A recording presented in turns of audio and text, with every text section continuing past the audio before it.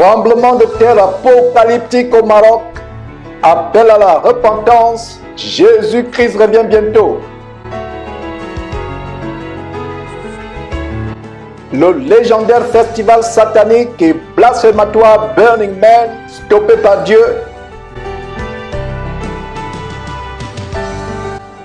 Tentative d'un nouveau coup d'État au Gabon par le faux pasteur Mike Joktan.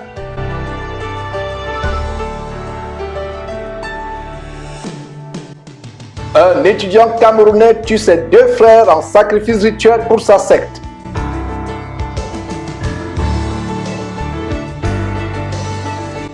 Au Kenya, le gouvernement ferme 5 églises suite au massacre des affamés du jeûne qui a fait près de 500 morts il y a 4 mois environ.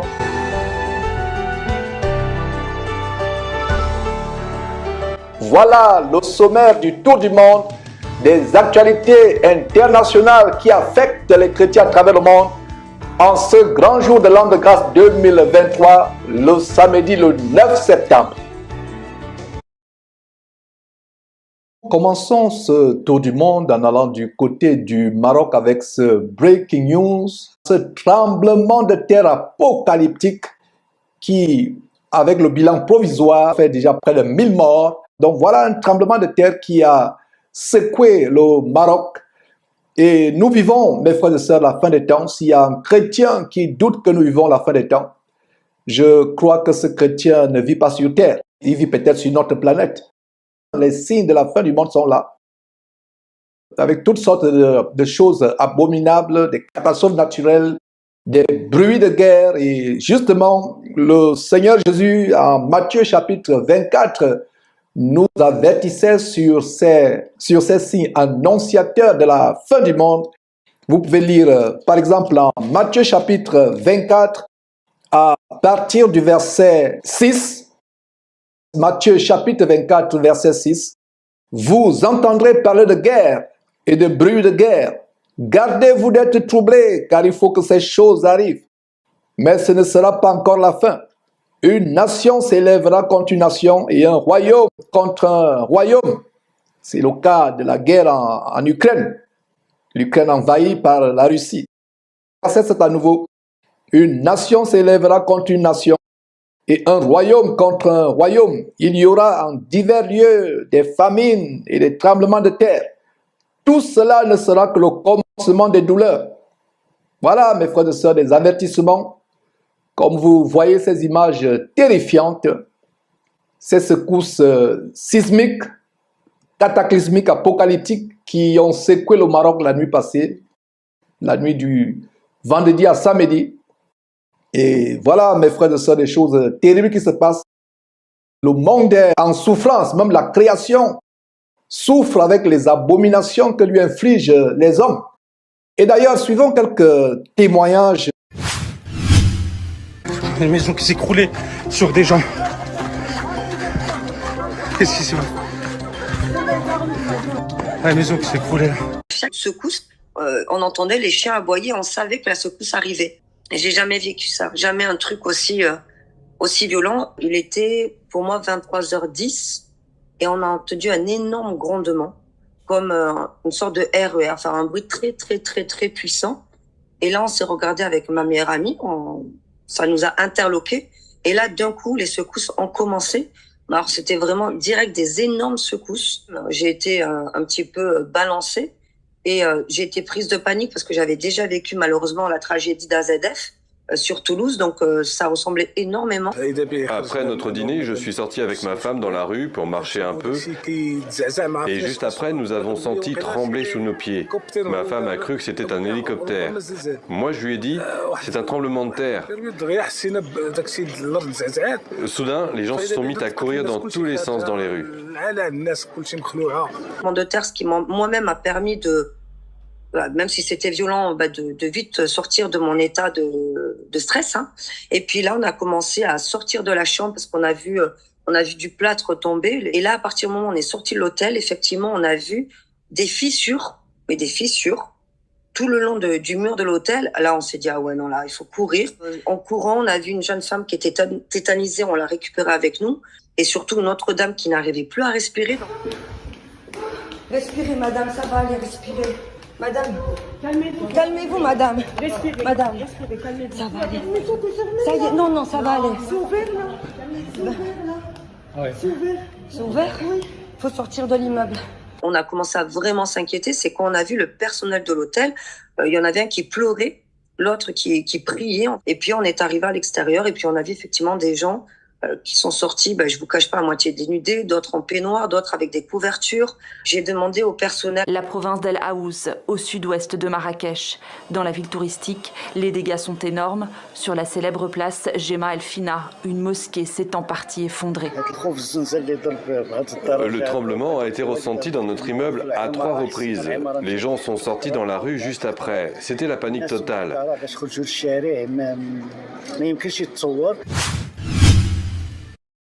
C'est terrible, mes frères, c'est vraiment terrible. Voilà les choses que le Seigneur Jésus annonçait. Nous vivons la fin des temps. Comme je l'ai toujours enseigné lors de nos enseignements du dimanche par Zoom. Et pour ceux qui ne le savent pas, nous avons des enseignements bibliques tous les dimanches par Zoom. Vous pouvez obtenir le lien Zoom en nous contactant directement par notre WhatsApp ou par notre numéro, par notre email, certainement au bas de cette vidéo. Alors voilà des choses terribles, comme je l'enseigne toujours lors de ces réunions d'études bibliques. Nous vivons la fin des temps. Nous devons vivre chaque jour comme si c'était notre dernier jour. Voilà des populations qui sont meurtries, des familles endeuillées. Ces gens ne savaient pas que cette catastrophe devait surgir. Et c'est ainsi que le Seigneur Jésus reviendra soudainement, comme ce tremblement de terre. On vous a montré il y a quelques semaines la catastrophe de Hawaï où des villes entières dans cet archipel d'Hawaï ont été incinérées par un feu sorti de nulle part. Un feu sorti de nulle part. Voilà donc des populations qui souffrent aujourd'hui au Maroc. Et ce n'est pas la dernière catastrophe.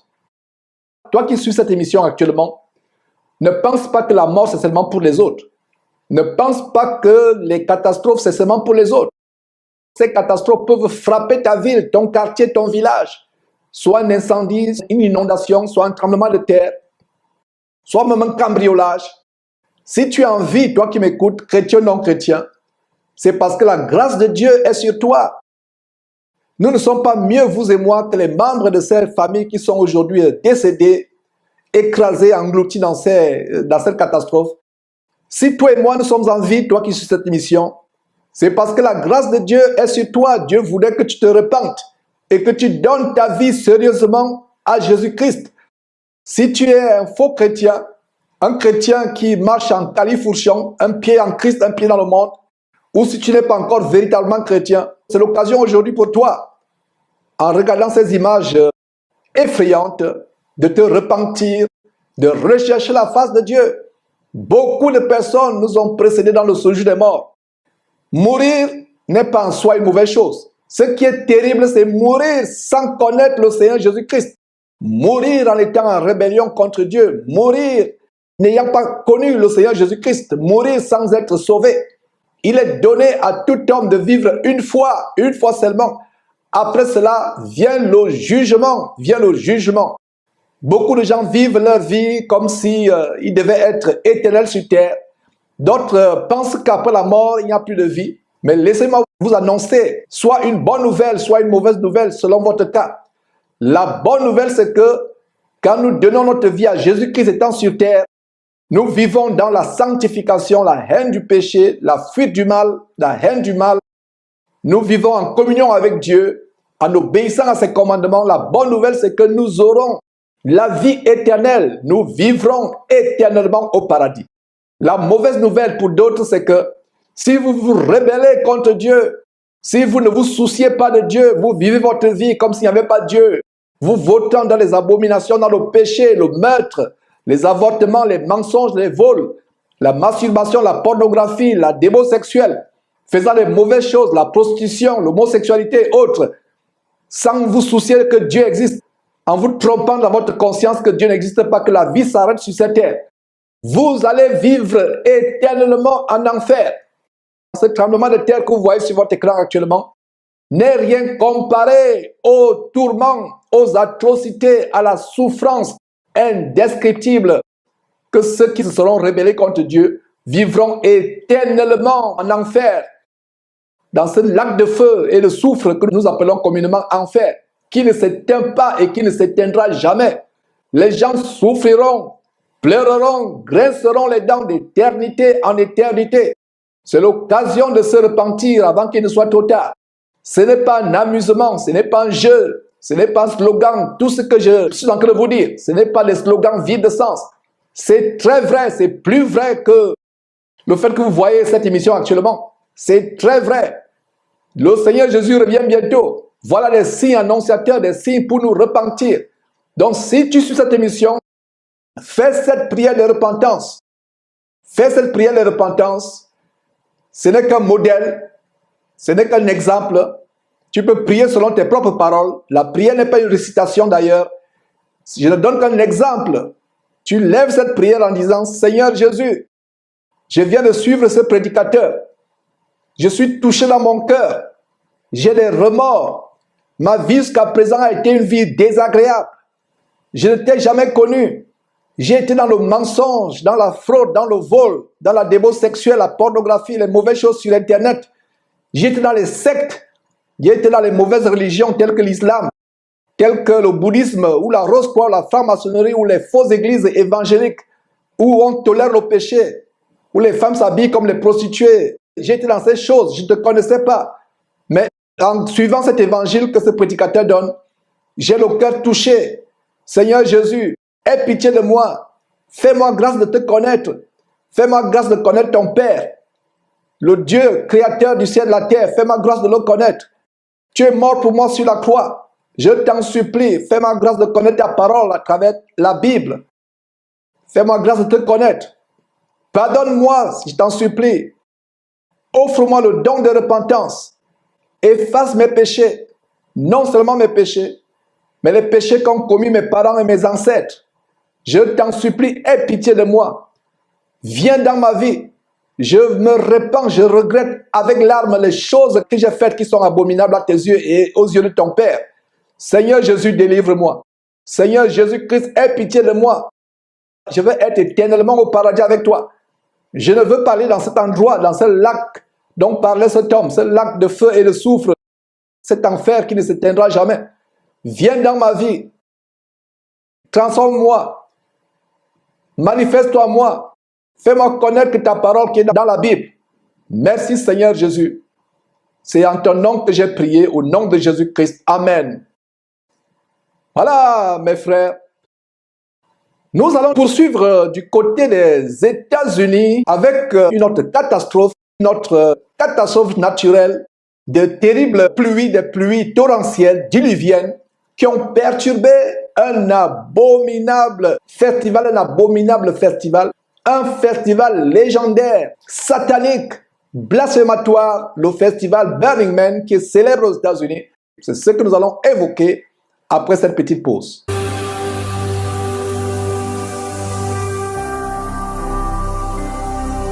Jésus-Christ TV, vous connaîtrez la vérité et la vérité vous affranchira. Nous revenons après ce tremblement de terre cataclysmique, apocalyptique du côté du Maroc, avec une autre catastrophe naturelle maintenant du côté des États-Unis, au Nevada, dans l'état du Nevada, où des pluies diluviennes, des pluies torrentielles ont éparpillé, ont dispersé les participants d'un abominable festival, un festival légendaire aux États-Unis, le festival de Burning Man, qui se passe chaque année. Les participants de ce festival se sont retrouvés piégés dans ce grand désert, dans des flaques de boue, dans un véritable océan de boue. Leurs voitures embourbées, ils étaient aux amois. Il y a eu des bouchons monstres qui ont paralysé cet endroit. Et la raison pour laquelle, mes frères et sœurs, j'en parle, je pense que Dieu a frappé, disons, averti les participants de ce festival abominable. Dieu les a avertis. Il y a eu les arcs-en-ciel qui ont apparu dans le ciel. Et vous savez que quand l'arc-en-ciel apparaît dans le ciel, c'est un signe de la clémence de Dieu, que Dieu pouvait détruire, engloutir cet endroit. Mais il n'a voulu tout simplement user de clémence, il n'a pas voulu engloutir, il n'a pas voulu punir. Beaucoup parmi vous n'ont certainement jamais entendu parler de l'abominable et satanique festival Burning Man. En français, l'homme qui brûle, Burning Man ou l'homme qui brûle. Le festival Burning Man ou l'homme qui brûle, pour vous qui ne le savez pas, est le fameux méga événement satanique organisé chaque année dans le désert du Nevada, dans une ville appelée Black Rock City. Black Rock City. Les participants viennent de presque toutes les couches sociales, de presque toutes les régions des États-Unis et même à travers le monde.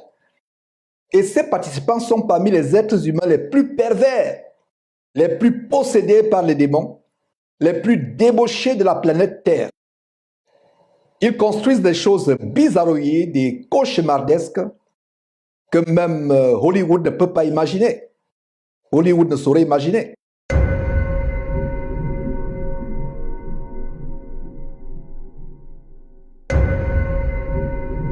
Ils vivent pendant 9 jours dans ce désert, dans une surprenante complicité communautaire, marquée par la débauche sexuelle, la promiscuité, des scènes d'orgie à vous faire vomir et les actes de blasphème contre Dieu.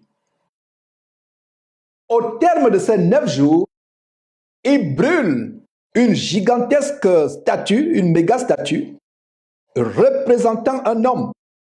D'où l'appellation de Burning Man. Donc après 9 jours de débauche, de fornication, de blasphème contre Dieu, il y a une gigantesque explosion d'une statue comme celle que vous êtes en train de voir, la statue de 2 homosexuels qui s'embrassent. Ils brûlent donc cette statue dans une explosion. Il n'y a pas de mots pour qualifier cette explosion. Un spectacle à vous couper le souffle et qui procure une certaine jouissance à tous les pyromanes du monde entier, possédés par les démons. Donc après 9 jours, ils brûlent cette gigantesque statue. Et ça, c'est la statue d'une certaine année. Donc voilà, mes frères, ce qui se passe après 9 jours. En fait, cette scène d'incinération, qui est le point culminant de leur folie diabolique de 9 jours, signifie qu'ils savent qu'ils brûleront un jour en enfer. Mais ils s'en foutent, permettez-moi l'expression, vivent leur vie sur terre comme si de rien n'était, comme bon leur semble, se rébellant contre Dieu. Donc la scène d'incinération finale, au terme de 9 jours, c'est la preuve qu'ils sont conscients qu'ils vont brûler un jour en enfer. En fait, ils se moquent même de l'enfer, ils se moquent de l'enfer, ils se moquent de Dieu. Ce groupe de tarés, de cinglés et de dégénérés vivent ensemble et fonctionnent autour des 10 principes fondamentaux de la philosophie humaniste diabolique qui sont 1. L'inclusion radicale, 2. La libéralité ou le partage, c'est-à-dire que c'est un faux partage, une fausse libéralité. 3. La démarchandisation, c'est-à-dire l'opposition à tout ce qui est vendu. 4. L'autonomie radicale. 5. L'expression radicale de soi. 6. L'effort communautaire. 7. La responsabilité pseudo-civique. 8. L'absence de traces. 9. La participation. 10. L'immédiateté ou l'improvisation. Ce festival a été mis sur pied en 1986 par un concepteur illuminé inspiré par des légions de démons qui le possédaient. Il a commencé avec seulement 20 personnes en 1986, mais ce festival diabolique s'est développé par milliers chaque année. Et cette année, il y a environ 80 000 personnes qui devaient y participer. Voilà comment Dieu a conduit ces pervers en les éparpillant, en les dispersant, en les piégeant dans le désert. Ces dégénérés, possédés par les démons, se livrent à des orgies, à des actes terribles, mes frères et sœurs, sortis des films d'horreur. Ils rivalisent d'hardiesse et dépassent même les plus effrayants films d'horreur de Hollywood, vivant dans la débauche pendant 9 jours, toutes sortes d'excès, toutes sortes de débordements. Ça nous rappelle quoi? Ça nous rappelle le veau d'or en Exode chapitre 32, l'histoire du veau d'or. Vous voyez la plaque qui vient de circuler, vous pouvez mourir à n'importe quel moment. Donc, ils vivent leur vie à 100 à l'heure, 200 km à l'heure, 500 km à l'heure. Vivent leur vie, toutes sortes de débordements, toutes sortes de débauches. Et voilà, mes frères et sœurs, les prophéties de la fin des temps qui se déroulent effroyablement sous nos yeux, effroyablement sous nos yeux.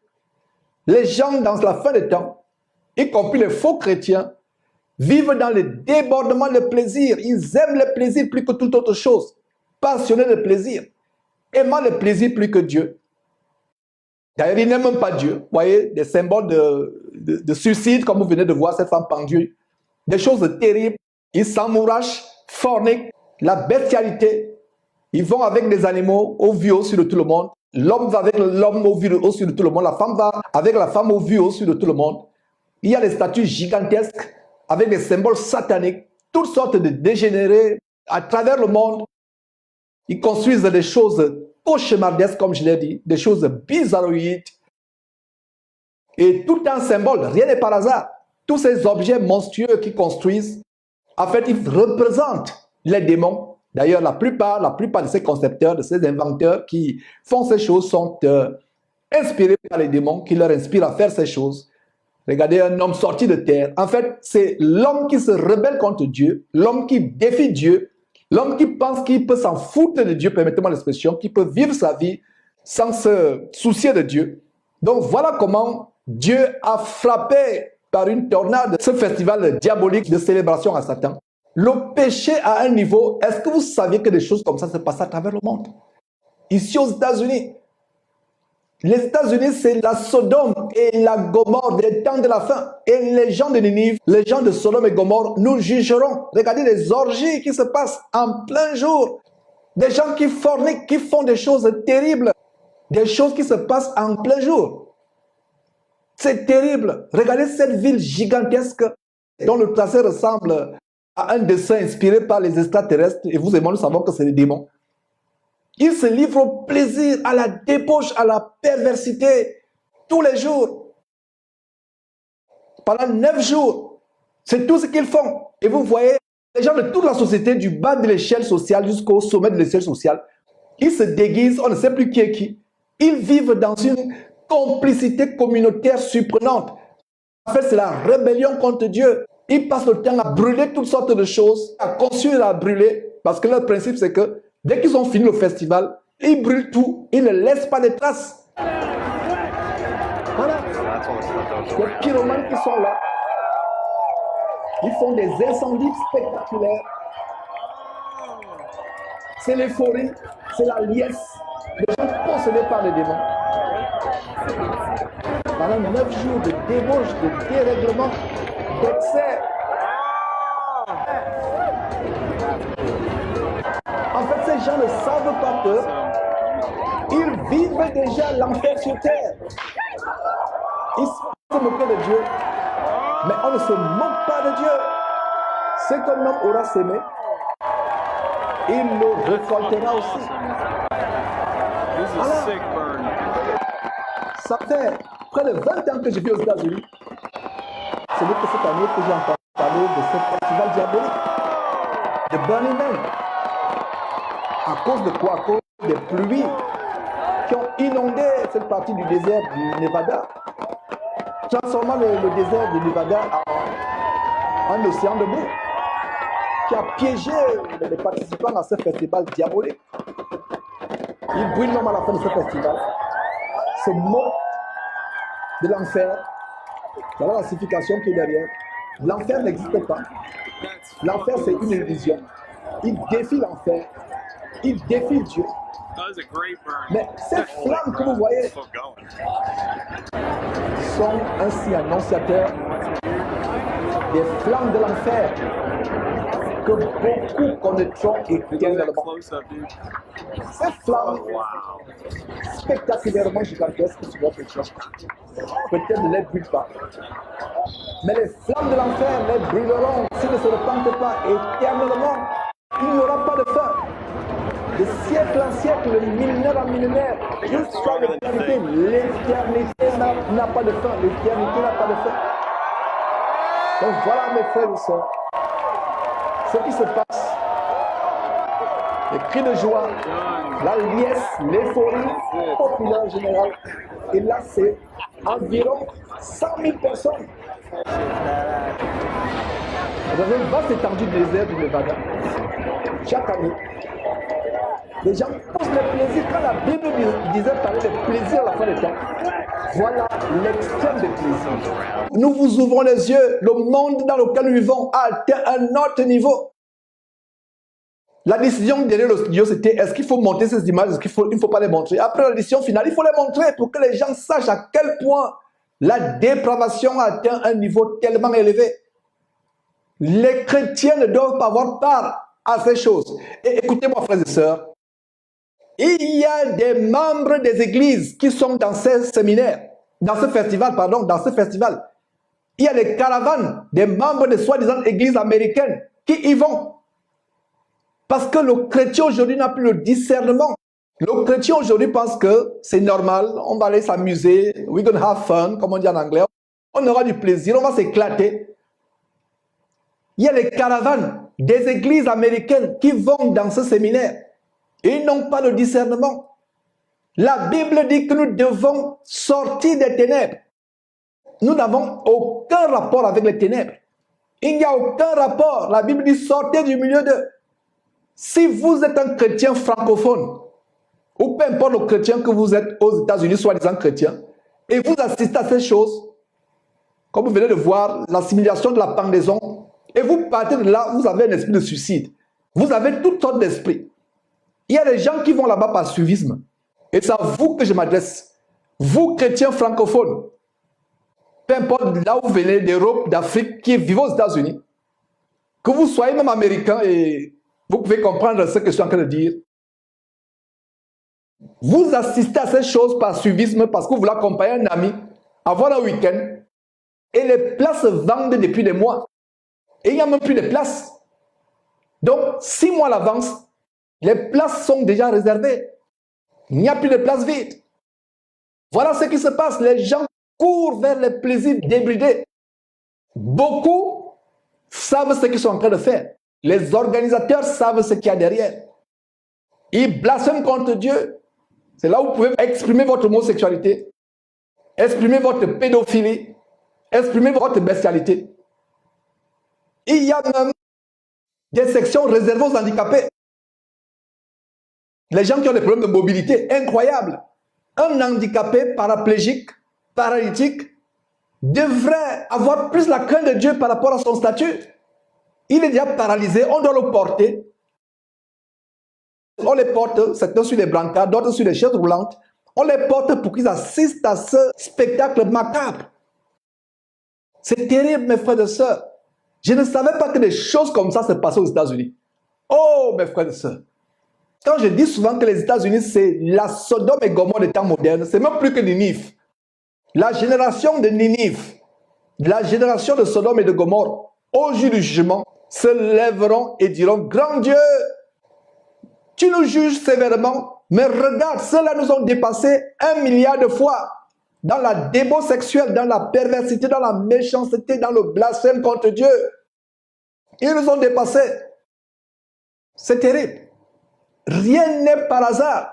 Vous pouvez voir le site. Vous avez l'impression que c'est un symbole satanique gigantesque. Vous avez l'impression que c'est des démons. Ce n'est même pas une impression, ce sont les démons qui leur ont inspiré. Et voilà le site Vue du ciel, où environ 80 000 personnes sont logées. Et c'est au centre qu'on fait toutes sortes d'orgies, de spectacles, de blasphèmes. Et voilà comment, cette année, il y a quelques jours, le week-end passé, Dieu les a frappés, les a confondus. Des voitures embourbées, des personnes piégées. Il y a eu même des morts. dont le spectacle n'a plus eu lieu. Voilà comment Dieu a dispersé exactement l'histoire d'Exode chapitre 32. Quand Moïse s'est retiré pour être seul avec Dieu à la montagne, le peuple est resté seul, lassé, et vous pouvez lire en Exode chapitre 32, verset 1, comment le peuple, voyant que Moïse tardait à descendre de la montagne, s'assemble autour d'Aaron et lui dit, fais-nous un Dieu. Exactement dans ce désert où ils font toutes sortes de dieux, de fonte, de bois, d'acier, de verre. des choses monstrueuses, cauchemardesques qu'ils fabriquent. Alors ils font ces choses au temps de Moïse et nous voyons au verset 5 comment, lorsqu'Aaron vit cela, verset 5, lorsqu'Aaron vit cela, il bâtit un autel devant lui et il s'écria, demain il y aura une fête à l'honneur de l'Éternel, demain. Le lendemain, ils se levèrent de bon matin, ils offrirent des holocaustes et des sacrifices d'action de grâce. Et les sacrifices que ces gens offrent sont leurs propres âmes. Aaron et Israël à l'époque, les Israéliens à l'époque, ils offraient des sacrifices à d'autres dieux, à un dieu fait de fonte, le veau d'or. Donc le peuple s'assit pour manger et pour boire, puis ils se levèrent pour se divertir. Voilà les temps de divertissement. Donc il y a eu cette pluie torrentielle envoyée par Dieu pour les éparpiller. Voilà l'arc-en-ciel, justement, qui apparaît au ciel. Et vous savez ce que représente l'arc-en-ciel, pour vous qui lisez bien votre Bible. Quand Dieu a détruit la terre au temps du grand déluge en Genèse chapitre 6, Dieu s'est repenti d'avoir détruit la terre. Alors il a établi l'arc-en-ciel comme étant un signe de sa miséricorde envers la terre, un signe de sa promesse qu'il ne détruirait plus la terre avant la fin des temps, avant le retour de notre Seigneur et Sauveur Jésus-Christ, il ne détruirait plus la terre. Est-ce que vous pensez que c'est par hasard que l'arc-en-ciel est apparu dans le ciel ce jour-là? Ce jour où il y a eu cette pluie torrentielle diluvienne qui a transformé le désert en une mare de boue, en un océan de boue. Est-ce par hasard? Dieu, dans sa miséricorde, fait apparaître un arc-en-ciel depuis le ciel et certains ne comprennent pas que c'était la miséricorde de Dieu. Vous les voyez maintenant, ils sont couverts pour se protéger du froid dans ce désert isolé des États-Unis.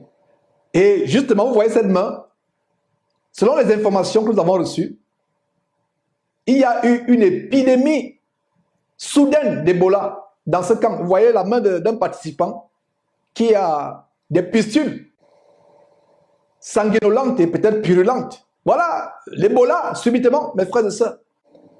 Dieu a éparpillé ces gens. Dieu les a dispersés.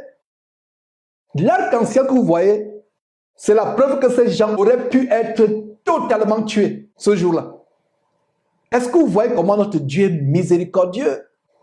Est-ce que vous voyez comment Dieu est miséricordieux? Ces gens auraient pu être tués.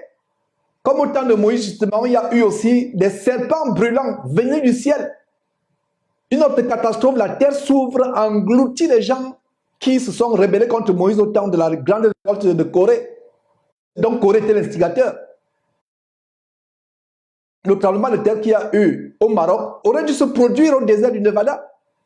Mais en lieu et place du tremblement de terre, c'est un arc-en-ciel qui apparaît dans le ciel. N'est-ce pas la preuve de la miséricorde de Dieu? On ne s'amuse pas avec Dieu. On ne s'amuse pas avec Dieu. Vous vous amusez avec Dieu, vous allez le rencontrer, mais Dieu a manifesté sa miséricorde. Il y a eu un autre incident dernièrement, lors d'un autre spectacle de pyromanie, c'est-à-dire d'espère un incendie spectaculaire. Ils ont érigé un dragon quelque part aux États-Unis pour faire des feux d'artifice avec le dragon, l'ennemi numéro 1 de Dieu, qui représente en fait le serpent ancien ou Satan ou Lucifer qui a été chassé du ciel, le diable.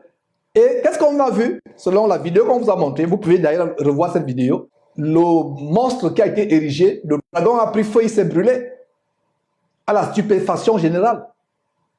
Voilà ce qui se passe quand on blasphème contre Dieu. Les voilà maintenant revenus dans leur bon sens, couvrant leur corps, vêtus de manteau, comparé avec les images d'orgie que vous avez vues il y a quelque temps.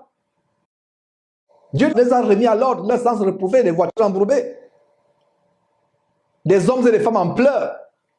Où est passé leur orgueil? Il est temps pour l'humanité de se repentir. Avec le tremblement de terre du Maroc qui a été le sujet précédent que nous avons évoqué, c'est la preuve que Jésus est à la porte, le Seigneur Jésus-Christ est à la porte. Toi qui suis cette émission actuellement, tu dois comprendre que les temps sont mauvais. Les temps sont mauvais. L'heure est grave. C'est l'occasion pour nous de nous repentir. Ceux qui veulent vivre dans le péché, qu'ils pêchent davantage. Qui continuent à pécher. Ceux qui veulent se sanctifier, vivre dans la crainte de Dieu, qu'ils se sanctifient davantage. Le Seigneur Jésus reviendra soudainement, enlever ses élus, ceux qui auront persévéré jusqu'à la fin, et punir le monde entier, mes frères et sœurs. Voilà ce que je voulais montrer par rapport à cette catastrophe qui a dispersé, qui a paralysé, stoppé net la folie légendaire de ce festival abominable et blasphématoire du côté du Nevada. Quand nous revenons, ce sera pour évoquer le sujet de la tentative du coup d'État perpétré par un abominable faux pasteur que nous avons dénoncé par le passé de Jésus-Christ TV du côté du Gabon, Mike Joktan, qui a voulu renverser le nouveau gouvernement militaire de transition et a été pris la main dans le sac et est en train de réfléchir sur son sort dans les géoles de la tristement célèbre prison de Libreville, le Gros Bouquet. Vous connaîtrez la vérité vous affranchira.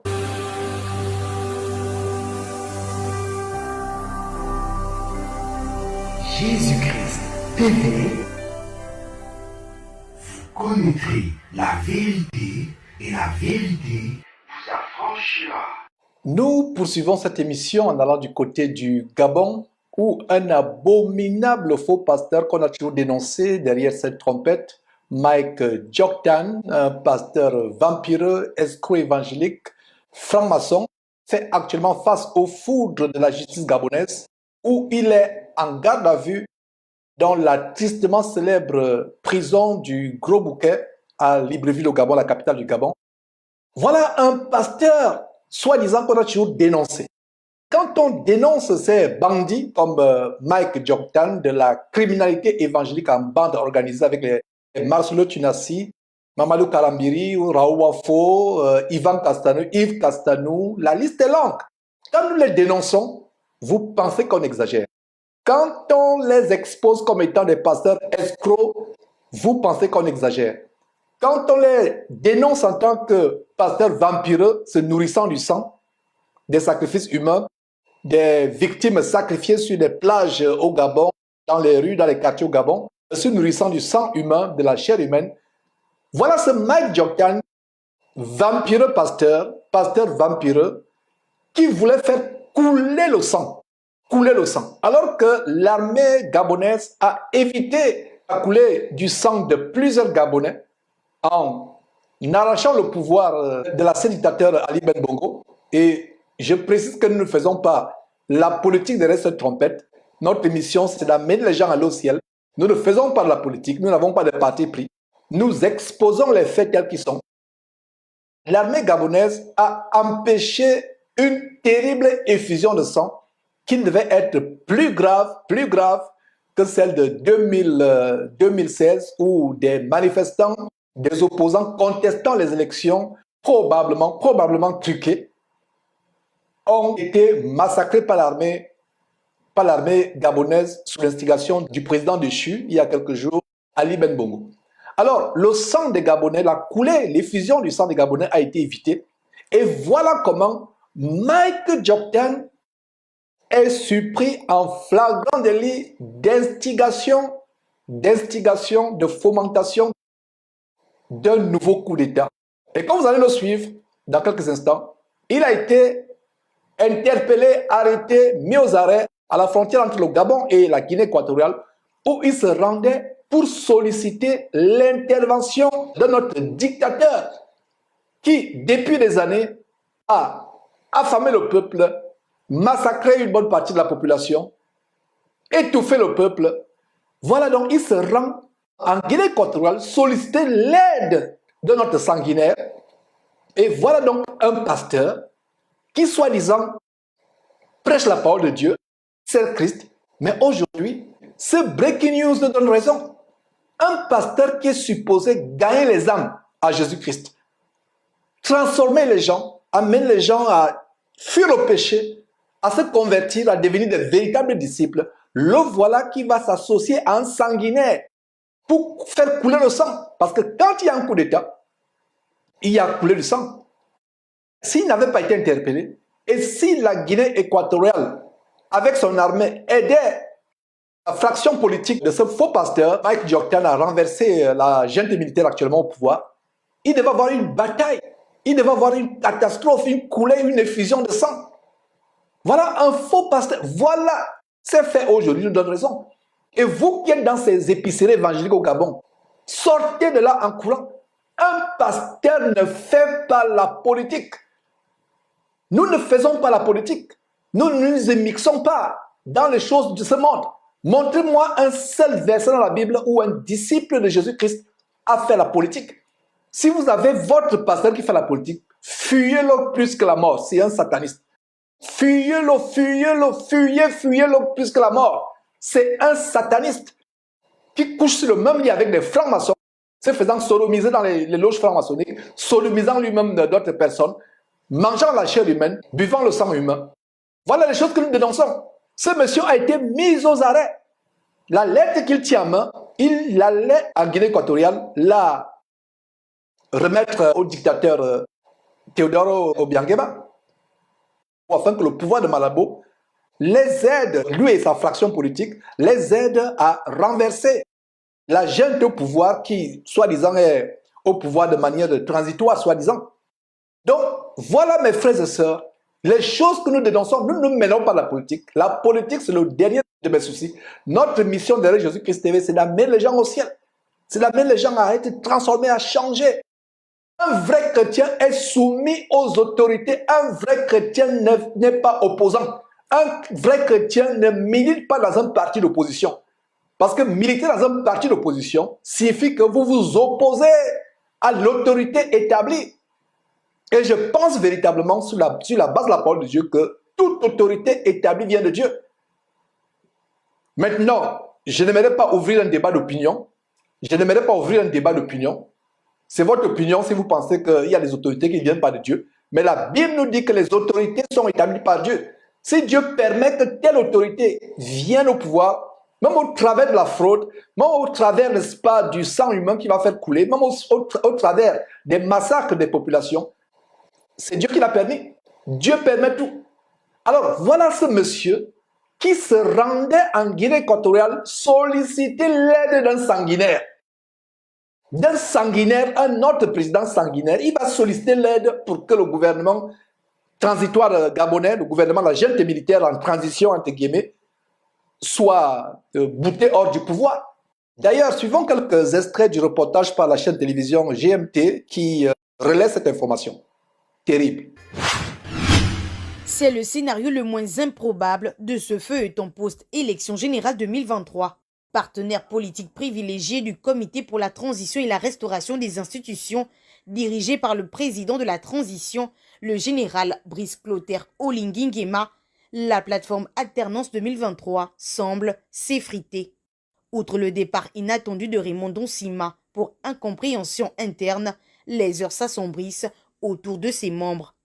Un réseau Ondo-Ossa Mike Dioktan démantelé, selon des propos relayés par notre confrère Gabon Info et corroborés par des sources concordantes, Mike Dioktan a bien été interpellé hier à Oyem, à quelques encablures de la frontière Gabon-Guinée équatoriale, en compagnie de 2 de ses compagnons. La même source précise que l'homme de Dieu et Terence Niembou Moutsona, acteur politique, aurait été porteur d'un message vers Malabo.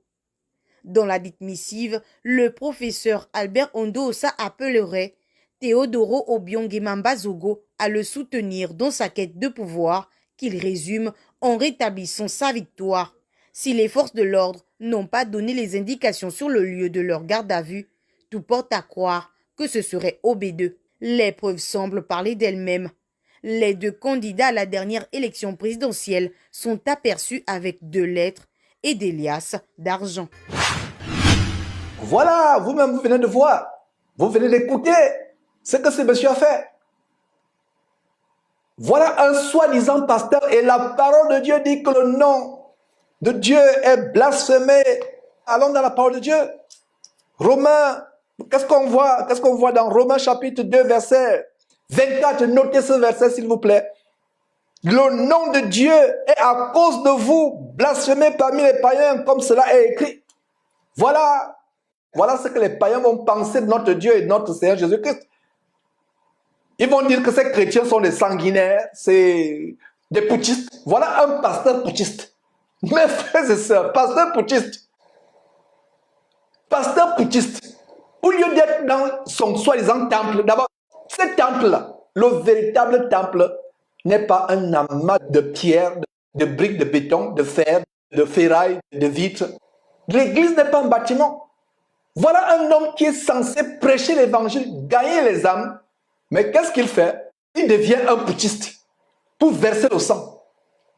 La soif du pouvoir. Non seulement il est assoiffé d'argent, il est assoiffé de sang humain qui boit, mais il est aussi assoiffé de pouvoir. Le pouvoir va de pair avec le sang.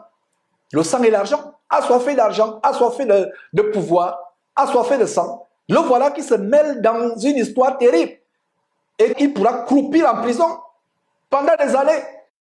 Je suis dans la joie de savoir que voilà un pasteur de moi, un franc-maçon avec des grosses bagues, comme vous pouvez voir la bague qu'il a au doigt. Et parlons justement de bagues, mes frères et sœurs. Nous avons dénoncé ces pasteurs avec les gros bagues. Si votre pasteur a une grosse bague, fuyez-le comme la mort. Si votre pasteur a une grosse bague, fuyez-le comme la mort. Nous avons monté l'émission de Maître Salomon, prêtre vaudou, soi-disant maître, qui vend les bagues magnétisées et les croix magnétisées, comme la croix que ce monsieur a au cou, avec le col pastoral. Voilà notre César Cassier de son homologue, avec la même croix, les croix magnétisées. César Cassier de la Côte d'Ivoire. Voilà Duncan William du Ghana. Quel est le dénominateur commun avec sa corne diabolique, sa corne de Baphomet, avec laquelle il met l'huile infâme, l'huile d'envoûtement sur ses soins. Et voilà un autre, Guy Vincent Kocha, qui ressemble à un Égyptien, à une momie égyptienne, avec sa cape de sorcier, avec sa canne. Les bagues, voilà, celui le pédé qui est mort, l'homosexuel qui est mort, qui sodomisait les enfants, les jeunes garçons dans son temple à Atlanta. Voilà un autre, Melchisedec, en train de verser l'huile sur la pourriture que cette femme a sur la tête, qu'elle appelle cheveux. La première chose qu'il aurait dit, c'est de dire à cette femme d'enlever cette poubelle qui est sur la tête, de la mettre à la poubelle et se confesser, et se repentir. Voilà, ils sont nombreux. Voilà le chef de tous, la Babylone la Grande, la mère de toutes les prostituées, le Vatican, le pape. Les bagues magnétiques, c'est la sorcellerie. Alors ce Salomon, Maître Salomon, grand prêtre vaudou, nous avons fait une émission sur ce monsieur. Je l'ai pris la main dans le sac en pleine émission, je l'ai pris la main dans le sac en pleine émission. Je me suis fait passer pour un pasteur qui veut aussi avoir la main qui fait tomber les gens, avoir des grosses bagues, etc. Nous avons une conversation qui a été enregistrée et après je lui ai révélé qu'en fait, je viens de t'exposer au grand jour devant le monde entier. Toi qui donnes le pouvoir au faux pasteur. Lui-même, sur son site, il prétend donner des pouvoirs magiques aux pasteurs. Donc si votre pasteur a une bague, comme ces sorciers vampireux avec leur cape, comme s'ils volaient la nuit comme des oiseaux. D'ailleurs, ils volent, ils sortent en vampire, ils sortent comme les Gabonais, ils font des expériences extra-corporelles, voyage astral sorti du corps. Voilà les bandits. Donc, si votre pasteur a une bague, c'est un sorcier, fuyez-le, c'est les bagues magnétisées d'envoûtement. C'est pour ça qu'ils sont prêts à vous ruiner. Ils peuvent vous ruiner jusqu'à votre dernier caleçon. Vous préféreriez même marcher sans caleçon et donner toute votre fortune à cause de l'envoûtement. Quand on vous dit de sortir de là, vous ne pouvez pas sortir parce que vous êtes envoûté par cette bague. Alors, voilà cet homme qui est aujourd'hui en prison, qui réfléchit sur son sort, qui croupit en prison actuellement. D'ailleurs, disons ce que cette lettre contient. Nous avons reçu une page PDF du journal gouvernemental quotidien L'Union. Lisons quelques extraits. Arrêté aux portes de la Guinée équatoriale, vous pouvez lire. Je descends tout doucement pour aller à la page. Vous pouvez lire. Les opposants Mike Joktan et Terence Niembou arrêtés à la frontière entre le Gabon et la Guinée équatoriale. Ce qui nous intéresse, c'est de vous lire cet extrait. Vous voyez donc, voilà la lettre. à l'attention de son Excellence M. Théodoro Nguema Obiang-Mangue, vice-président de la République en charge de la défense et de la sûreté d'État, Palacio del Pueblo, Malabo, Guinée équatoriale. Objet, ordre de mission. Excellence, Monsieur le vice-président, je vous adresse la présente lettre dans des circonstances exceptionnelles, conséquence du récent coup d'État qui a dissous toutes les institutions du Gabon et ipso facto l'élection du président de la République du 26 août 2023 pour laquelle je suis vainqueur à une majorité écrasante selon les résultats sortis des urnes.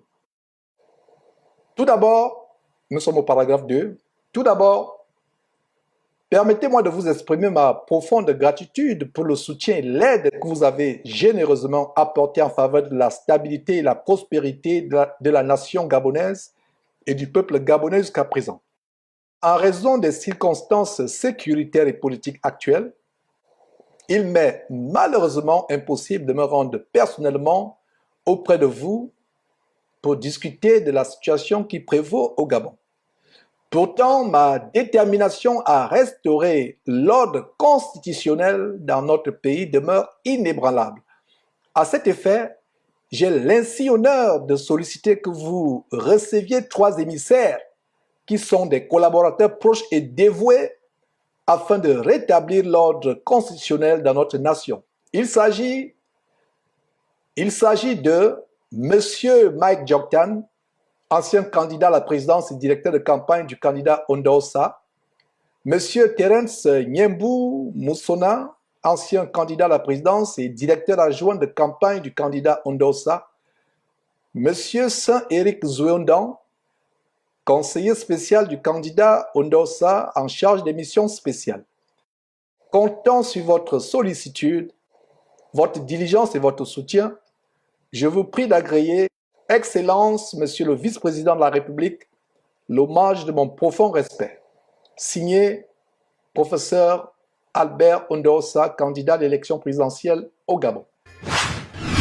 Voilà, mes frères et sœurs, des pasteurs vampires qui s'associent à un sanguinaire, à un président sanguinaire pour renverser le gouvernement en place, faire couler le sang des Gabonais, les faire tuer dans cette mutinerie, dans ce coup d'État manqué. La parole de Dieu a un conseil, un commandement, une recommandation pour les soi-disant chrétiens politiciens. Si tu es un chrétien soi-disant politicien, pasteur ou simple croyant dans ces fausses églises qui ne sont que des salles d'embarquement pour l'enfer, voici le conseil de Dieu pour toi, pour tous les opposants soi-disant chrétiens, mais qui en réalité ne connaissent pas Dieu. Parce que si tu connaissais Dieu, si tu connaissais le Seigneur Jésus-Christ, tu comprendrais qu'aucun disciple du Seigneur Jésus-Christ ne s'est mêlé dans un parti d'opposition pour faire renverser le pouvoir en place. Pire encore, par les armes, comme cet abominable faux pasteur voulait faire. Tournez vos Bibles en Proverbes chapitre 24. Proverbes chapitre 24, verset 21. Voici ce que Dieu dit, et c'est le conseil à tous ceux qui sont tourmentés par les passions politiques. Il a dit quoi? Mon fils, crains l'Éternel et le roi. Donc, tu crains qui? L'Éternel, et tu crains le roi. Le roi, c'est l'autorité. Tu t'opposes au roi, tu auras des tribulations, tu auras des persécutions. Tu ne t'opposes pas au roi. La Bible dit, crains l'Éternel et le roi. Le roi, c'est l'autorité. Peu importe la manière par laquelle cette autorité est venue, ne t'occupe pas de ces choses. Notre cité est à venir, c'est le ciel. Voilà ce pourquoi nous œuvrons. Pas pour renverser les pouvoirs terrestres, mais pour aller au ciel. Donc, Proverbe chapitre 24, verset 21, lis ce verset. Mon fils, crains l'Éternel et le roi, c'est-à-dire l'autorité, le chef. Ne te mêle pas avec les hommes remuants. Les Ondaosa, les Albert Ondaosa et autres, tous ces agitateurs, ces opposants, ce sont les gens remuants. Ne te mêle pas avec les gens remuants. Laisse les opposants faire leur travail.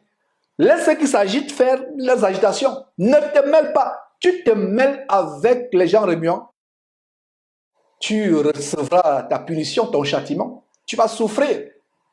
J'ai toujours dit aux jeunes chrétiens, surtout les jeunes chrétiens qui sont emportés par les passions de la jeunesse, et même aux chrétiens plus âgés, quand il y a les grèves, les manifestations, les sittings, ne vous mêlez pas à ces choses. S'il y a une grève et que toi, chrétien ou chrétien, tu prends part à ces grèves, à ces manifestations, la première balle tirée par le fusil d'un militaire, d'un policier, t'atteindra. La première balle qui sera tirée par un militaire ou par un policier t'atteindra.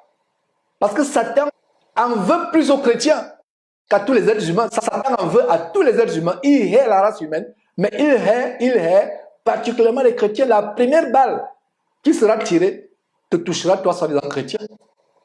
Ne te mêle pas à ces choses. Tu entends qu'il y a les mouvements à gauche, il y a les manifestations à droite. N'y va pas. La Bible dit, ne te mêle pas avec les hommes réunions. Et j'imagine maintenant toute son église épicerie du côté du Gabon à Libreville. Tous ces ouailles sont agités par toutes sortes de passions. Sortez de cette église. L'église n'est pas un bâtiment, ce n'est pas une dénomination.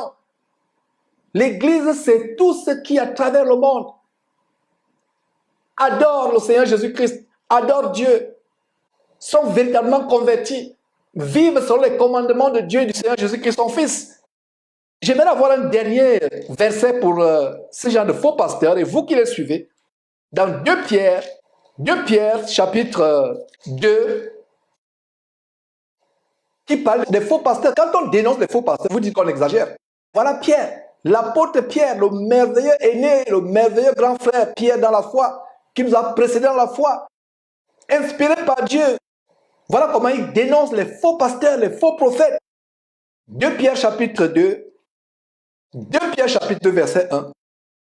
Il y a eu parmi le peuple de faux prophètes, et il y aura parmi vous de faux docteurs qui introduisent des sectes ou divisions pernicieuses, et qui reniant le maître, c'est-à-dire le maître, le Seigneur Jésus-Christ le maître, et qui reniant le maître qui les a rachetés, attireront sur eux-mêmes une ruine soudaine.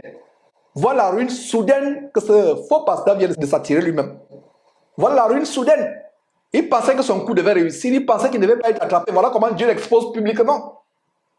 Ce n'est pas la première fois que derrière cette trompette, nous dénonçons Joktan.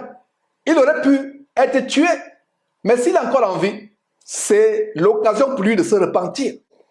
Ce verset 24 qu'on vient de lire, Proverbe chapitre 24, verset 21 dit, « Crains l'Éternel, mon fils, crains l'Éternel et le roi, l'autorité, ne te mêle pas aux hommes remuants. » La plupart des pasteurs aujourd'hui, l'argent des dîmes ne suffisant plus, l'argent de l'escroquerie évangélique ne suffisant plus, la gloire évangélique ne suffisant plus, ils veulent devenir des politiciens, faire la politique. C'est exactement le cas de Pascal Mukuna, qui avait été surpris en flagrant délit de viol, violant sauvagement une femme de son épicerie évangélique à Kinshasa, violant cette femme dans sa voiture. Ça a été filmé. Violant cette femme, aujourd'hui il est politicien, il a un parti politique. Des hommes remuants qui ne connaissent pas Dieu, reniant le maître qui les a rachetés. Le Seigneur Jésus, c'est notre maître. Il donne le standard. Un chrétien ne fait pas de politique. Un chrétien ne fait pas de politique. Ils s'attireront sur eux une ruine soudaine. Voilà la ruine soudaine qui est aujourd'hui sur la tête de cet homme. Et il mérite la prison. Il n'aura plus à escroquer les gens. Il n'aura plus à vampiriser les gens, à boire le sang des enfants, à manger la chair humaine des enfants. La chair des enfants. Verset 2, toujours 2 Pierre chapitre 2, verset 2. Plusieurs les suivront dans leur dissolution. Et la voix de la vérité sera calomniée à cause d'eux. C'est presque la même chose que nous avons lu en Romains chapitre 2, verset 24. Le nom de Dieu est blasphémé à cause d'eux. Le nom de Dieu est blasphémé à cause de ces faux pasteurs, pasteurs d'imovores, vampireux, francs-maçons. Le nom de Dieu est blasphémé à cause de parmi les gens du monde. Et voilà ce verset qui dit quoi? 2 Pierre, chapitre 2, verset 2. Plusieurs les suivront, leurs oreilles envoûtées par les bagues magiques, envoûtées par les sacrifices humains, ensorcelés. Plusieurs ouailles envoûtées, plusieurs fidèles envoûtés les suivront dans leur dissolution. Et la voix de la vérité sera calomniée à cause de verset 3 par cupidité. L'amour de l'argent, l'amour de la gloire, l'amour du pouvoir, l'amour de la célébrité. Par cupidité, ils trafiqueront de vous au moyen de paroles trompeuses. avec l'éloquence, la rhétorique humaine, ils vont essayer de vous convaincre que non, un chrétien peut faire la politique. Ils vous entraînent en enfer. Mes frères et sœurs, fuyez de telles personnes. Fuyez-les, fuyez-les, fuyez-les. Ils vous entraînent en enfer. Fuyez pour votre vie. Courez, fuyez ces gens plus que la mort. Ils vous entraînent en enfer. Et voilà ce que nous voulions montrer du côté du Gabon. C'est terrible comment les gens sont malmenés, trompés, bouleversés, détruits, menés en enfer par ces faux pasteurs. C'est terrible, mes frères et sœurs. Fuyez ces gens et lisez vos Bibles. Lisez vos Bibles. Nous allons prendre une pause et quand nous revenons, nous irons du côté du Cameroun pour avertir les jeunes gens qui sont empêtrés, fascinés par la vaine gloriole avec l'histoire des influenceurs. Et voilà donc ce jeune étudiant camerounais qui a sacrifié, qui a tué ses deux frères en sacrifice rituel pour sa secte. C'était mes frères et sœurs. Nous revenons dans quelques instants.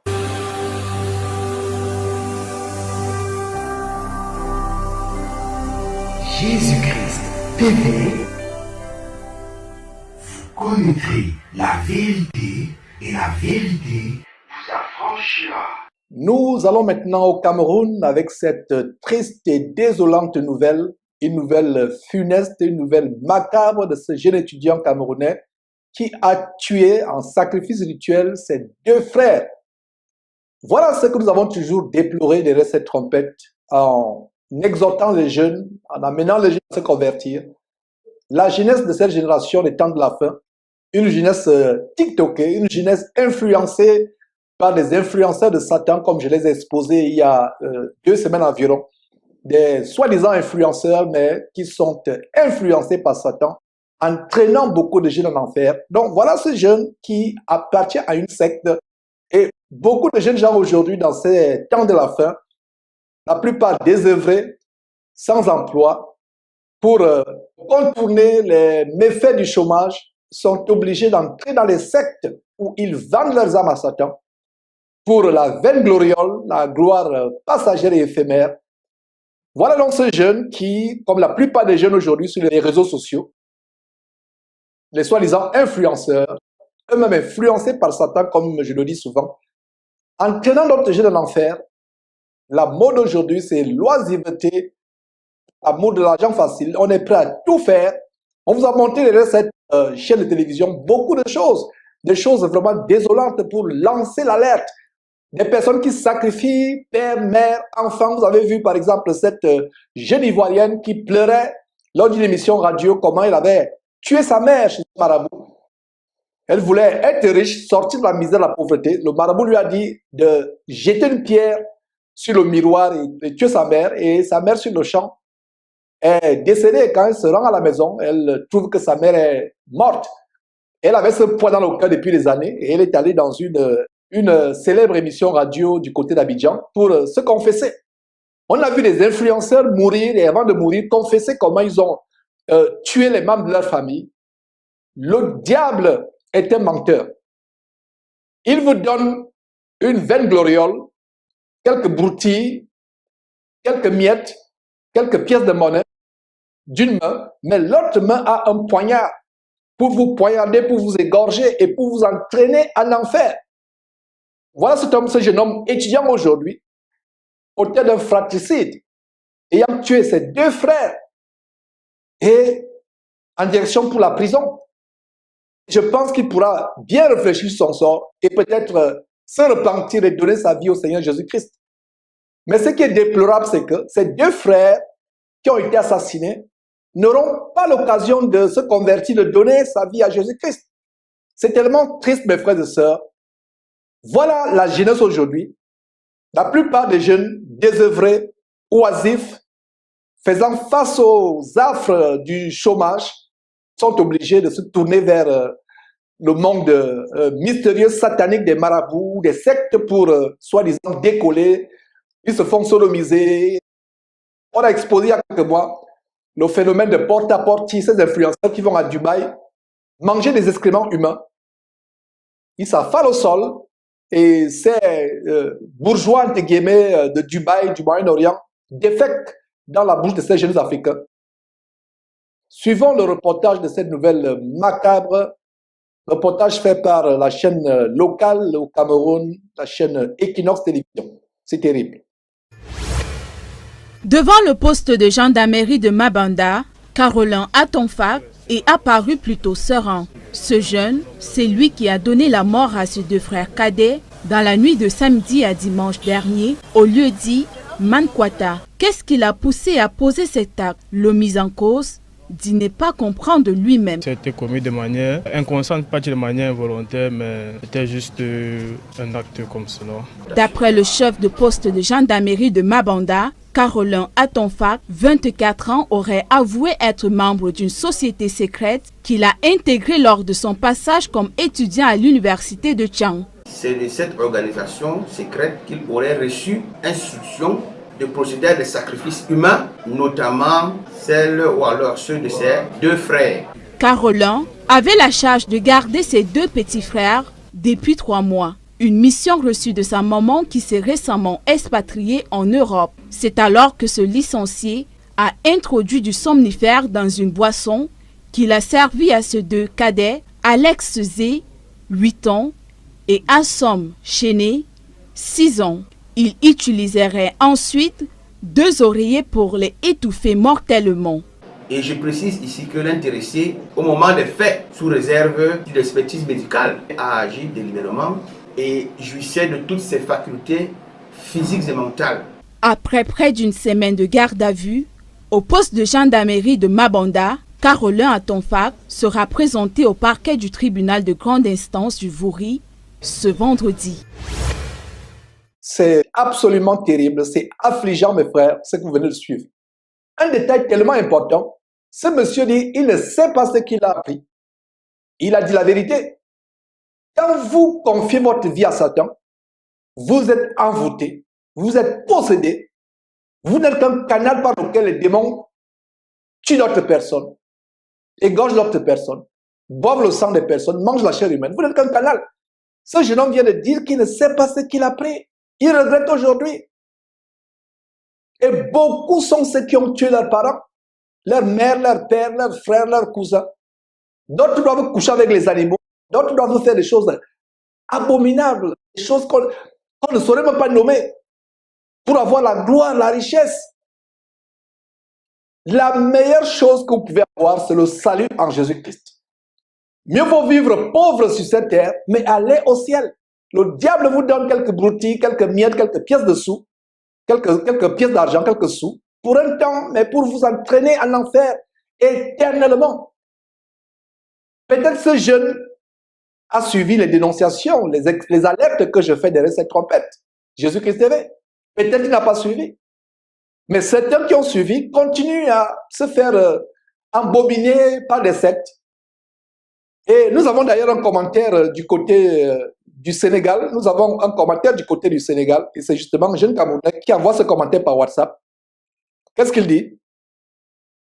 Les envieux finissent par ce chemin très étroit. Les universités ont toujours été le nid des sectes et autres institutions, qu'elles soient publiques, parapubliques ou privées. Les envieux finissent toujours par emprunter ce couloir. Seul le travail libère l'homme. La facilité est une porte ouverte à ces sectes. J'ai toujours dit aux miens qu'une fois après investigation, s'il ressort que quelqu'un est trempé, eh bien, je le déconnecte à jamais de ma vie. 2 de mes frères, ils continuent, Augustin du côté du Sénégal continue avec cette contribution. 2 de mes frères de la même, voilà, je pense qu'il voulait dire de la même mère, 2 de mes frères de la même mère, je pense, sont déconnectés, c'est-à-dire qu'il a coupé tous les ponts avec ces derniers. Fini pour le reste de mes jours. Ils se font sodomiser, c'est terrible, ils se font sodomiser pour des futilités de ce bas monde, entre autres voitures, vêtements de luxe, maisons, etc. Et j'en passe. Mes frères, voilà le témoignage d'Augustin côté du Sénégal, un Camerounais qui réagit à cette triste nouvelle de cet étudiant Camerounais qui a tué 2 de son propre sang. Tu fais couler ton propre sang, tes frères. Et comme Augustin venait de dire, effectivement, l'envie, la convoitise, la jalousie, les mauvaises compagnies, ça mène les jeunes à être cupides, à être prêts à tout faire pour avoir la vaine gloriole, une gloire passagère de la poussière, de la boue. Beaucoup de personnes qui ont fait des pactes avec Satan regretteront éternellement, éternellement, éternellement en enfer, éternellement ce qu'ils ont fait. Ils regretteront quand ils brûleront à jamais d'éternité en éternité dans ce lac de feu, dans cet immense lac de feu et de soufre qui ne s'éteindra jamais. Il n'y aura pas la fin de cette souffrance. C'est pour cela que nous exhortons les jeunes à se convertir à Jésus-Christ avant qu'il ne soit trop tard. Au début de la diffusion de ce jour, on a montré ce tremblement de terre soudain, cataclysmique, apocalyptique au Maroc, qui a surpris les Marocains dans leur sommeil la nuit. Plusieurs sont morts. Les comptes provisoires parlent de près d'un millier de morts, écrasés dans les gravats, dans les amas de béton ou de terre, engloutis par la terre. C'est terrible, mes frères et sœurs. L'occasion de se repentir. Vivons chaque jour comme si c'était notre dernier jour sur terre. Les gens pensent qu'ils sont éternels sur terre. Ils pensent qu'ils ont toute la vie devant eux. Nous sommes derrière cette télévision comme les personnes au temps de Noé. Noé alertait ses voisins, sa famille, les gens de son quartier, les gens de sa ville. Faites attention, il y aura le déluge. Les gens se moquaient de lui. Jusqu'au jour où le déluge engloutit le monde entier. Et rien que 8 personnes, Noé épouse, ses 3 fils, ses 3 belles-filles, 10 personnes au total sur toute l'étendue de la terre furent sauvées. Et voilà, les gens se moquent de lui. Et c'est la même moquerie que nous recevons quand nous dénonçons ces choses. Voilà maintenant, les choses que nous dénonçons, voilà un exemple des méfaits. L'amour de l'argent, le gain facile, l'argent facile. Vouloir être influenceur, vouloir être influent. Et comme Augustin dit dans son commentaire qu'on vient de faire passer, justement, ces universités sont les viviers où on recrute les gens pour les sectes sataniques, pour les fausses églises qui sont aussi pires que ces sectes sataniques parce que c'est le même système spirituel luciférien. Donc les universités, les écoles, les lycées, c'est le vivier où on recrute ces gens. Le Rotary, le Rotarac, le Lions Club, la franc-maçonnerie, la Rose-Croix, voilà où on les recrute. Les sectes de vaudou, d'autres sectes magico-ésotériques. Voilà là où on recrute la plupart des jeunes. Les jeunes doivent se repentir. Les jeunes doivent se ressaisir. Nous prêchons la seule voie qui apporte la paix. Peu importe ce que vous avez, peu importe votre vie. C'est par le travail. Vous faites vos études, travaillez. Et si Dieu peut ouvrir les portes, Dieu soit loué. Même si les portes ne sont pas ouvertes. Dieu a dit qu'il ne vous abandonnera jamais, il ne vous délaissera pas. Vous ne manquerez pas de votre pain, vous ne manquerez pas de quoi manger. Regardez les oiseaux du ciel. Ne moissonnent, ni ne plantent, ni ne sèment. Mais regardez comment les oiseaux sont nourris tous les jours. Si tu crains Dieu, Dieu ne t'abandonnera pas. Même si tu n'es pas riche. D'ailleurs, nous chrétiens, nous ne cherchons pas à être riches. Nous cherchons à avoir le minimum. Notre richesse est à venir au ciel. Voilà donc les sectes qui amènent les gens à faire des choses terribles, comme cette secte au Kenya, qui a causé la mort de près de 500 personnes qui ont été affamées, soi-disant, ils devaient rencontrer le Seigneur Jésus-Christ en jeûnant. Il fallait qu'ils jeûnent pour rencontrer le Seigneur Jésus-Christ, pour entrer au ciel. Voilà comment ils ont été affamés. Et ce sera le sujet que nous allons aborder après cette petite pause.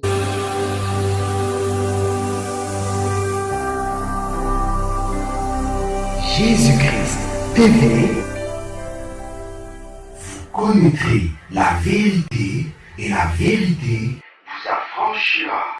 Nous terminons cette émission en allant du côté du Kenya où le gouvernement vient de fermer 5 églises suite au massacre des affamés du jeûne qui a fait près de 500 morts il y a quelques mois, je crois 4 mois. Et je vais vous lister ces églises dans quelques temps. Voilà une bonne décision que le gouvernement kenyan a prise suite à ce massacre, mes frères et sœurs, il y a quelques mois. Un nommé Paul Ntenge Mackenzie de l'abomination Good News International Ministry au Kenya a forcé ses fidèles à mourir de faim pour rencontrer le Seigneur Jésus-Christ. Vous pouvez voir les livres qui sont passés, peut-être je reviendrai sur ces livres diaboliques, écrits et inspirés par les esprits diaboliques. Donc, ce pasteur a défrayé la chronique sur le plan international. Ce pasteur kenyan de Good News International Ministry, Paul Ntenge Mackenzie, a défrayé la chronique en forçant ses fidèles à mourir de faim, condition pour rencontrer le Seigneur Jésus-Christ. Donc le gouvernement vient d'interdire son église et d'autres églises pour protéger les citoyens kenyans contre l'extrémisme religieux et les dérives sectaires. Et il y a une organisation appelée le registre des sociétés qui a annoncé il y a quelques jours la radiation de plusieurs églises, y compris de cette église entre guillemets qui n'est qu'un boulevard pour l'enfer. Un camp d'embarquement pour l'enfer. Quand je dis souvent que c'est un camp d'embarquement pour l'enfer, les gens pensent que j'exagère. Voilà l'exemple que c'est un camp d'embarquement pour l'enfer. Les gens ne lisent pas la parole de Dieu, c'est un camp d'embarquement pour l'enfer. Les gens ne lisent pas la Bible. Si vous lisez votre Bible, aucun homme ne peut vous tromper, aucun homme ne peut vous tromper. Donc voilà ce Mackenzie, Paul Ntenge, chef autoproclamé de ce groupe, avait demandé à ses partisans de jeûner jusqu'à la mort afin d'accélérer leur entrée au paradis. Et beaucoup ont obéi et sont morts de faim. Leurs corps ont été rapidement enterrés dans des fosses peu profondes, dans la vaste forêt de Shakahola, dans le comté côtier de Kilifi, une région au Kenya. Et ce pasteur aujourd'hui fait face au fou de la justice kenyane. Il fait face à des accusations de cruauté envers les enfants, d'enlèvement et de meurtre, en plus de terrorisme. La plupart de ces victimes sont mortes de faim et d'autres auraient été étouffées, étranglées ou battues à mort. Et c'est ainsi que le greffier du tribunal a interdit le fonctionnement de cette église. Une deuxième église, une autre église. Donc 5 églises, il y a cette première église de ce faux pasteur vampireux Mackenzie. Il y a aussi notre église entre guillemets. Mais frères, je vous ai toujours dit que l'église n'est pas un bâtiment. L'église, c'est le corps de Jésus-Christ. Si votre église a un nom, sortez de là en courant. Si votre église a une pancarte, ce n'est pas une église. Une église, ce n'est pas un tas de ferraille, un amas de terre, un amas de briques. Ce n'est pas ça. L'église, c'est les hommes. Au 1er siècle, dans la Bible, les chrétiens se réunissaient de maison à maison. Le greffier du tribunal local a interdit d'autres églises, entre guillemets, telles que la New Life Prayer Center, une église en pleine croissance à Kilifi, appartenant au pasteur Ézéchiel Odero, un jeune fanfaron, flamboyant prédicateur comme les Raoul Wafo et autres, Alpha Lokao, Ézéchiel Odero, donc son églisette ou son église d'épicerie, son super centre commercial a été fermé, New Life Prayer Center a été fermé. Et la police enquête d'ailleurs sur ce jeune homme, sur des soupçons de blanchiment d'argent, de complicité au suicide et radicalisation. Voilà une autre église qui amène les gens à se suicider, qui fait le blanchiment d'argent et qui radicalise les gens. La seule radicalisation que nous devons avoir, c'est sur la base des promesses du Seigneur Jésus-Christ. La radicalisation des commandements du Seigneur Jésus-Christ n'entraîne pas la mort. Ça entraîne la vie, la santé et la vie éternelle après votre mort sur terre. Il y a une autre église, entre guillemets, l'église du Christ en hélicoptère. Voilà le nom d'une église, l'église du Christ en hélicoptère. Toujours à Nairobi. Donc ils ont l'église de Christ en hélicoptère. Terrible, mes frères et sœurs. Dirigée par Thomas Wahome. Et il y a aussi une autre église, une quatrième église qui a été fermée. La King's Outreach Church, affiliée au ministère de la repentance ou de la sainteté, mes frères et sœurs. La pseudo-repentance et la pseudo-sainteté du célèbre prophète autoproclamé David Oyelowo. J'avais exposé la vie de Oyelowo il y a quelques années et l'église à laquelle il est affilié, la King's Outreach Church, vient d'être fermée.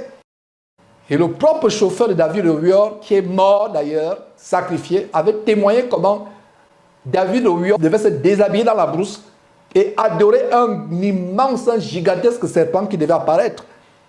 C'est David Weir qui rencontre les chefs d'État à travers le monde.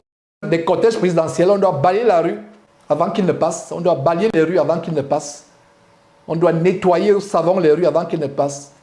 On a montré une émission où il est reçu par le sanguinaire et franc-maçon président congolais Denis Sassou Nguesso. Les oiseaux de même plumage volent ensemble. Comment il est reçu avec des fanfares, tapis rouges. Donc cette église à laquelle est affilié l'abominable vampire, David Weir a aussi été fermée. Et la 5e église qui a été fermée, église entre guillemets, c'est l'église de Théophilus, toujours à Nairobi, qui est aussi soupçonnée d'être impliquée dans des activités sectaires. Voilà les agents de Satan qui ferment la porte du ciel à des multitudes. Le nom de Dieu est blasphémé parmi les païens à cause de ces agents de Satan que beaucoup de gens prennent pour des pasteurs chrétiens. Dites à un musulman de se convertir à Christ au Kenya. Dites à un bouddhiste, à un yogiste, à un animiste kenyan de se convertir. La première pensée qu'il aura, si vous lui dites de se convertir à Christ, il aura l'abominable faux pasteur Paul Tege Mackenzie. L'abominable église de Paul Tege Mackenzie de Good News International Ministry. Good news, bonne nouvelle. Good news, bonne nouvelle en français. What good news? Quelle bonne nouvelle? La nouvelle de la mort. Voilà un mini-génocide, 500 personnes qui, pour aller, soi-disant, au ciel, rencontrer le Seigneur Jésus, doivent mourir de faim, doivent s'affamer volontairement. Et même ceux qui ont été secourus par la police refusaient de manger. Même dans les hôpitaux, là où on les a conduits, ils refusaient, même dans les hôpitaux, certains sont morts, ils refusaient de manger, de guérir. Ils refusaient de se faire soigner, ils refusaient de manger. Parce qu'ils voulaient aller au ciel, mordicus, de manière radicale. La preuve qu'ils ne lisent pas les Bibles. C'est des livres de mort, c'est des livres de magie. Brûlez les livres de vos faux pasteurs. Restez avec la Bible. Ces faux pasteurs écrivent des soi-disant livres inspirés par quoi? Par la Bible. Alors pourquoi ne pas aller à la source? C'est comme un robinet qui coule. Va directement. Tu veux d'abord que l'eau ruisselle au travers des caniveaux, des faux septiques, et tu bois cette eau. Lire les livres des pasteurs, c'est boire l'eau qui a traversé les faux septiques, les caniveaux. C'est l'eau pestilentielle, l'eau empoisonnée qui entraîne dans l'enfer. Buvez à la source. C'est pour cela que moi-même j'ai déchiré tous les livres de cet abominable ministère de Way International où j'étais pendant des années. Je les ai déchirés. Déchiré tout livre, déchiré, brûlé. Brûler, c'est même mieux de brûler parce qu'il y a des esprits impurs dedans. Le seul livre que vous devez avoir dans votre maison, comme livre de Dieu, comme saint livre, c'est la Bible, la parole de Dieu. Voilà des personnes, ces personnes qui sont vues par les gens du monde comme des rois qui cherchent à être glorifiés.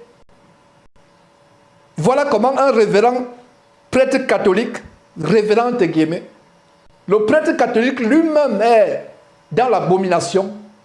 Mais il a le culot de dénoncer ces gens disant qu'ils cherchent à être glorifiés, à être grands sur terre. Voilà un prêtre révérend. C'est une abomination même de s'appeler révérend.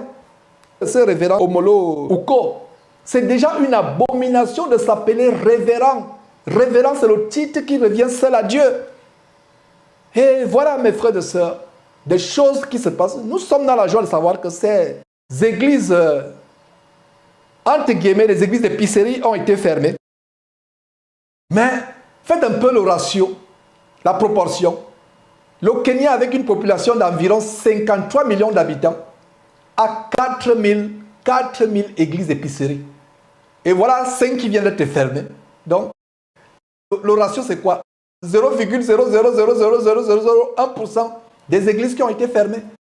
5 églises récemment fermées sur 4000 sectes, 4000 salles d'embarquement pour l'enfer.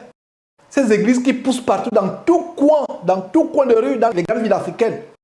Kinshasa, Libreville, Douala, Yaoundé, un peu partout en Afrique. À chaque bout de rue, à chaque coin dans un quartier, il y a une église épicerie. C'est rivalisant. Les églises rivalisent avec les bars. Il y a les églises partout. Comme si le tintamarre, le tambourinement des bars ne suffisait pas. Il faut encore le tambourinement de ces églises qui font des choses terribles, avec des gros baffles, traumatisant de manière sonore le voisinage. D'ailleurs, finissons avec cette décision du côté du Togo, à Lomé exactement, où une circulaire administrative donne des instructions par rapport à ces églises. Et vous pouvez voir quoi? Ministère de l'administration territoriale et de la décentralisation et du développement des territoires, le directeur des cultes, il y a un directeur des cultes dans ce pays, à monsieur les présidents des fédérations religieuses. Voilà, les fédérations religieuses. La vraie église de Jésus-Christ ne fera pas partie d'une fédération. Comme l'abominable FPF, Fédération protestante française, qui a embrassé la sodomie, l'homosexualité, le mariage entre un homme et un homme. Et les églises super centres commerciales comme ICC Impact Centre Chrétien sont affiliées à cette abomination écuménisée par le Vatican. C'est la voie large, la voie qui mène en enfer. La voie qui mène en enfer. Alors, messieurs les présidents, voilà une missive venant du ministère de l'administration territoriale. Nos populations continuent de souffrir des bruits insupportables. Et remontons un peu pour voir la date de cette circulaire, de cette ordonnance administrative. C'est hier, justement, c'est hier, le 8 septembre 2023, cette circulaire nous est parvenue par un de nos correspondants depuis Lomé au Togo. Et voilà, mes frères et sœurs, ce qui est dit. Messieurs les présidents, nos populations continuent de souffrir des bruits insupportables que nos lieux de culte produisent quotidiennement dans nos quartiers, villes et campagnes sur toute l'étendue du territoire national. Des cas graves de maladies chroniques et même de décès occasionnés par les troubles de voisinage, conséquences de célébrations de cultes tapageuses, nous sont rapportés et nous interpellent à plus d'un titre. Ces nuisances sonores sont devenues un véritable problème de santé publique. Nous ne pouvons continuer de tolérer ces pratiques et ces agissements qui mettent à rude épreuve le vivre ensemble et menacent la liberté religieuse qui est un acquis dans notre pays. Je viens une fois encore, par la présence, vous rappeler ce qui suit. Les nouvelles implantations de lieux de culte sont formellement interdites. Les jours officiels de culte sont les dimanches pour les confessions d'obédience chrétienne et les vendredis pour les confessions d'obédience musulmane. Il est formellement interdit les célébrations en semaine, c'est-à-dire de lundi à samedi, qui produiraient un quelconque bruit. Les célébrations de culte endogènes qui mobilisent foule et sonorités de tout genre, de même que les prêches des ambulants qui sillonnent les quartiers et les rues, et qui occupent les carrefours sont soumises à une autorisation préalable de l'autorité administrative. Les appels de muezzins ne sont autorisés que dans des grandes mosquées de quartier. Les lieux de culte ne sont pas des abris de fortune qui n'offrent pas la sécurité et la protection nécessaires pour les fidèles d'une part et qui ne présentent pas les normes recommandées pour prémunir les riverains des bruits provenant des locaux d'autre part. Et vous pouvez vous-même lire la suite. Et vous pouvez mettre pause en regardant cette vidéo et lire jusqu'à la fin.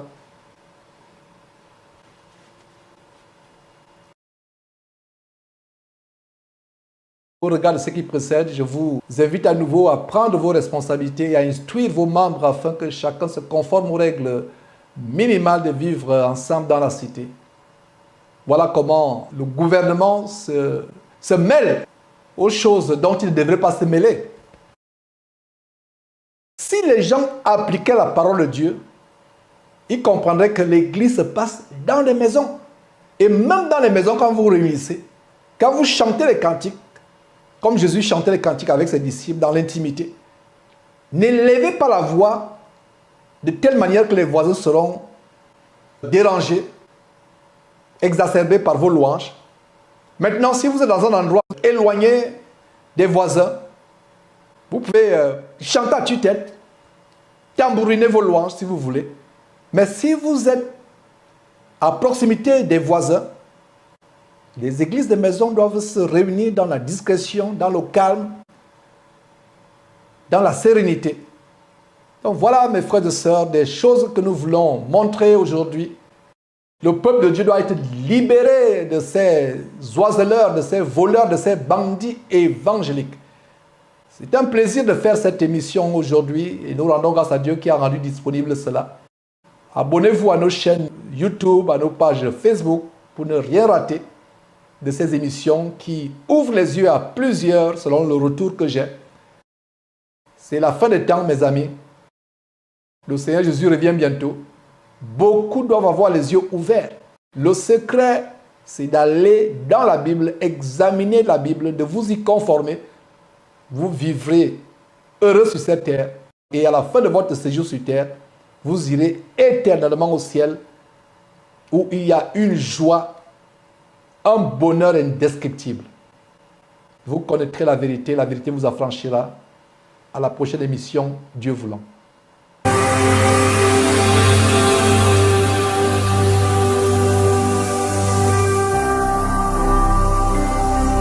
Jésus-Christ TV, vous connaîtrez la vérité et la vérité vous affranchira.